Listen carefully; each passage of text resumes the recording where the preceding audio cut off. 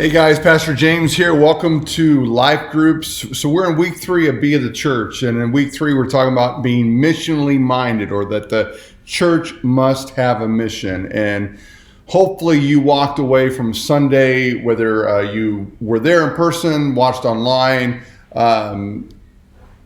you've walked away with the idea that yes, we have a mission. And the mission of our church, the mission of the Crossroads, is really based in this saying that we are here to intersect lives for Christ by intersecting lives with Christ. And that understanding that you and I are called to go out and to be the church out there that people will see and hear and smell and taste and know God. That the statement we ended with on Sunday was this idea that those that don't know the love of God, that only experience the love of God when they experience it in us or through us. That you and I are to impact lives for Christ by intersecting lives with Christ. So, and that impact is that idea. And we looked at 2 Corinthians, and Paul is talking about being joining God, joining Christ in this triumphal procession.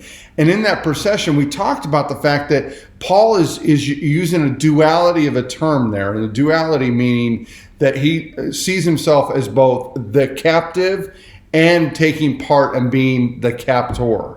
Right? Meaning that he has become captive to Christ, has said, my free will is nothing. I give my free will. I give my decisions. I give myself to you.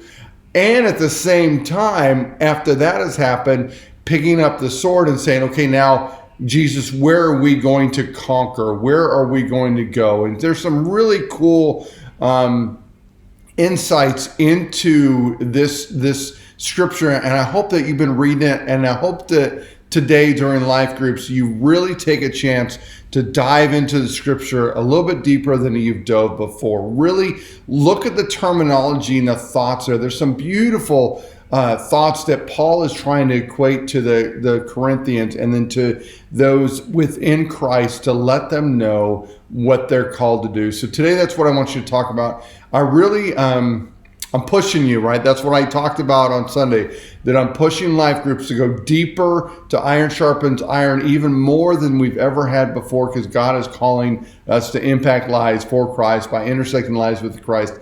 And the only way we can do that is becoming equipped for ministry, and that's knowing Christ more and more. Paul would say this, that I attempted to know nothing but Christ. And so that's what I'm asking you to do. Dive in there. And let me just share with you really quickly. There is a question in there with a typo. So when you get to it, what do you feel is your biggest hindrance, not endurance? What's your biggest hindrance in taking part in the mission of God, the mission of the church, which is to impact lives for Christ? But I want to talk really quickly, and because I'm not sure how many of you are going to get into it. Talk about the aroma of God. There's a question in there that is going to talk about that, and think about that processional, that triumphal procession that happens. They have incense burning all over. Okay, and so Paul is using that terminology, but also remember the incense on the altar. Okay, and so those of you that went with me through the Tabernacle series, we talked about the incense, and it was a very special mix of ingredients that was only used for the Holy of Holies to be burnt in that, to be part of that. And it was very interesting. What will happen is the priest, the one that was able to do the offering at that point, when he walked out of the temple, he would smell like that incense. And everybody knew that was the incense that for God and God alone. And so they could look at that person and say, hey, they've been in the Holy of Holies. That priest was able to go in and spend time. They knew automatically, and therefore that priest was seen as like extra holy that day. Hopefully that makes sense.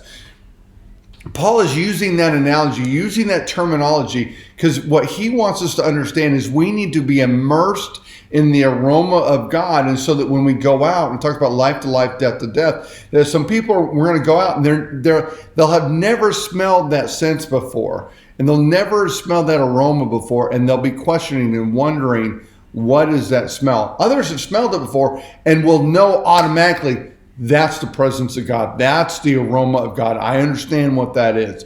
So I want you to talk about that. I want you to talk about how is it that we become filled in the aroma of God as we kind of move forward. And then next week, we're going to go in the last piece of what Paul was talking to Titus about, what every church needs. And every church needs love, specifically family love. So I love you guys, and I can't wait to hear what comes out of this week's life groups, and as you guys challenge one another and really begin to ask yourself, have I become captive to the will of God, and am I also joining him and becoming a conqueror?